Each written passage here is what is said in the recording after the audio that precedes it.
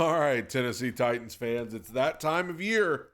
It's that time of year where people are making their predictions. They're making their predictions for the Titans, for the AFC South, for the NFL, record predictions and things like that. This is from TPS. I've checked out a lot of their stuff before. As you can see, they think the Titans are going to go 3-14 again. That was their record last year. I'm not going to be, over the top about it because last year I got mad because I thought the Titans would be better than they were. They weren't. So I'm going to hear them out. I'm going to listen to their explanation behind this record prediction.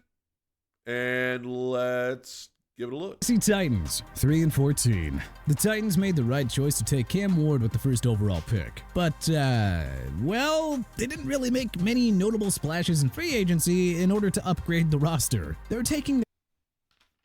Okay. So here's my issue with that.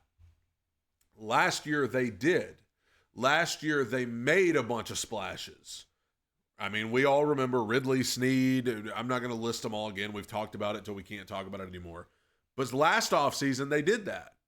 And everybody's reaction was, whoa, they made a bunch of moves. But, last year it was they made a bunch of great moves, but I don't believe in the quarterback. Now this year it's I believe in the quarterback, but they haven't made many great moves. I just, there's no winning here.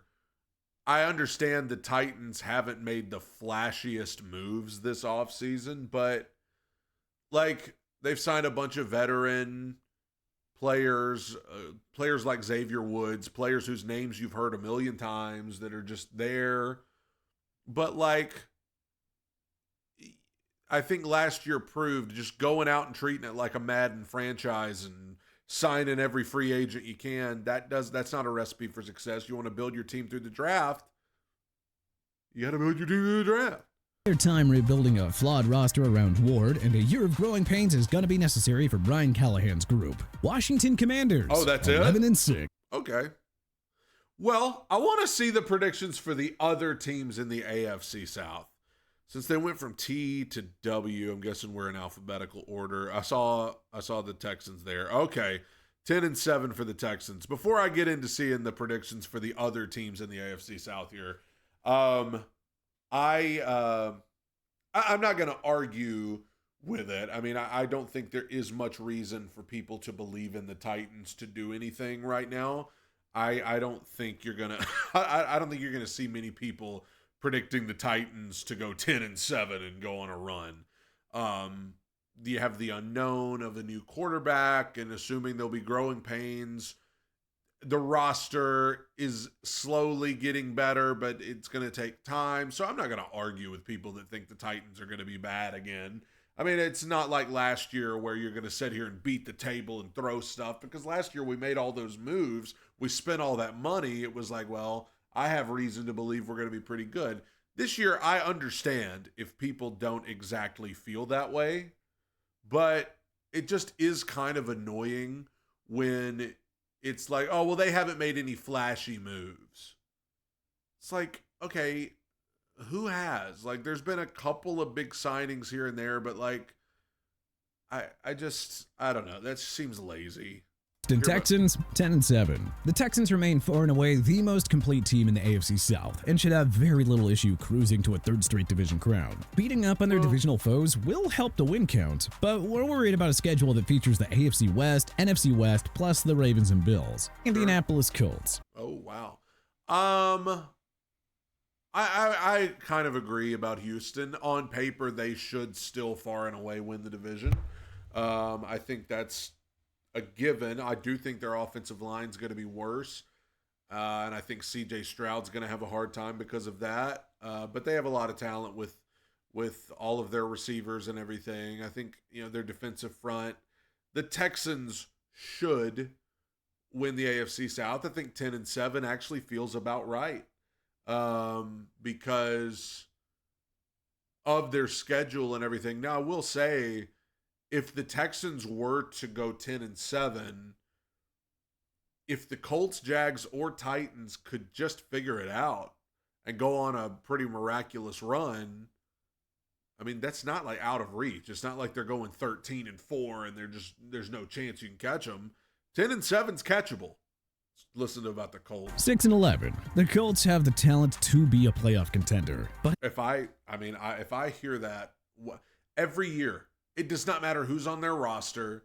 It does not matter who's wearing that ugly helmet with the horseshoe. And like, well, they've just got so much talent.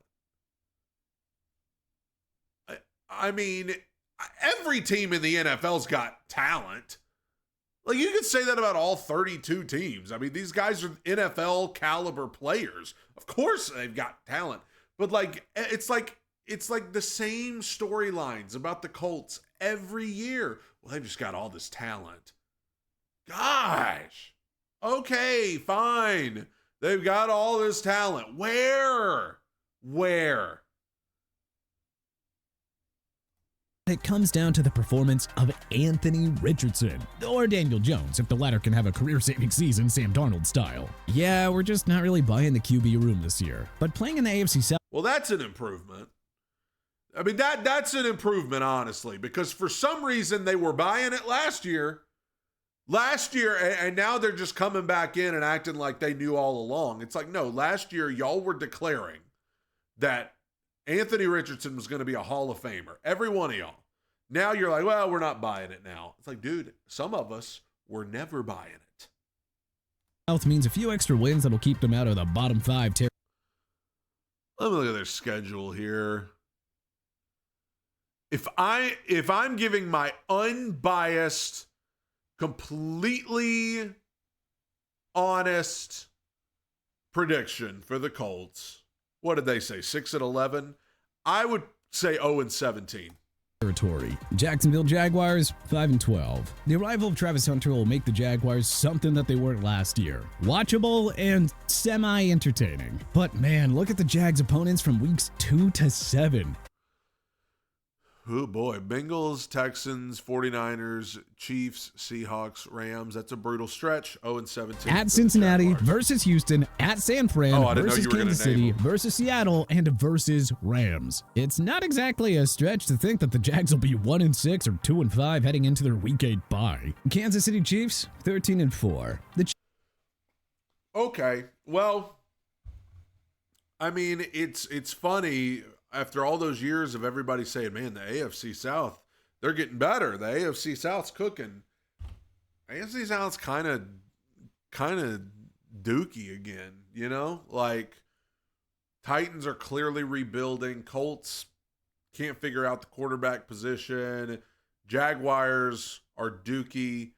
Texans, I mean, it's like we've reverted back to those days when Matt Schaub, CJ Stroud's better than Matt Schaub, but like, you remember the Matt Schaub Houston days where it was like they would always, like, you know, win the division by default, get in, be a first round exit or a second round exit. Nobody believed they would actually win a Super Bowl. It feels like we're back there. Like, everybody's just, I mean, if this is true, like, Colts 6-11, Jags 5-12, Titans 3-14, that's a terrible division. Now, nothing ever goes the way you think it will, so who knows what'll happen. But, I mean, I'm not going to argue with it. I get why people would be skeptical. I'm hoping for better than 3-14. I don't know if I can stomach another 3-14 season. Tighten up, everybody.